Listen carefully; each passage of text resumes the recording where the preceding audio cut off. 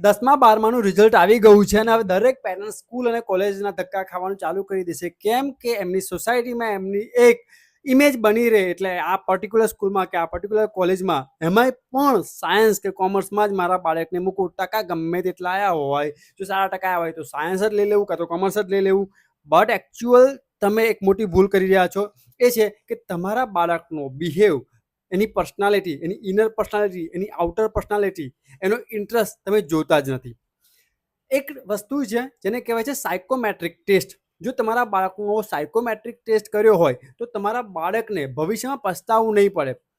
બાળકનો ઇન્ટરેસ્ટ સિંગિંગમાં હોય અને તમે બેંકનું રિલેટેડ ભણાવો તો કોઈ મજા નહીં આવે. બાળકને ખરેખર ક્રિકેટમાં ઇન્ટરેસ્ટ હોય અને તમે પછી એને ડૉક્ટરનું ભણાવો તો કોઈ મજા નહીં આવે.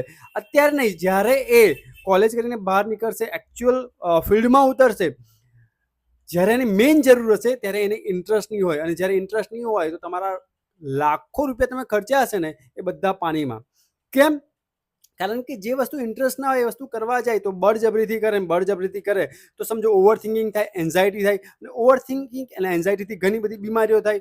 અને તમે સાંભળ્યું હશે કે સારું એવું પેકેજ મળ્યું હોય ને તો પણ છોકરો જોબ ક્વિટ કરી દે, કાં તો પછી પરેશાન થઈ જાય, એ વસ્તુને હેન્ડલ ના કરી શકે અને આત્મહત્યા સુધીના લોકો પગલાં લેતા હોય છે.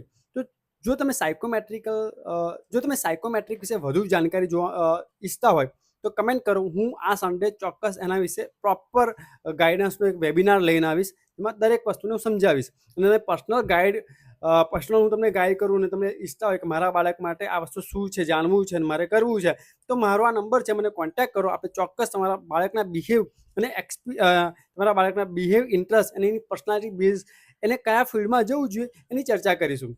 ઓકે, ચોક્કસ મળીએ નેક્સ્ટ વિડીયોમાં. જય હિન્દ.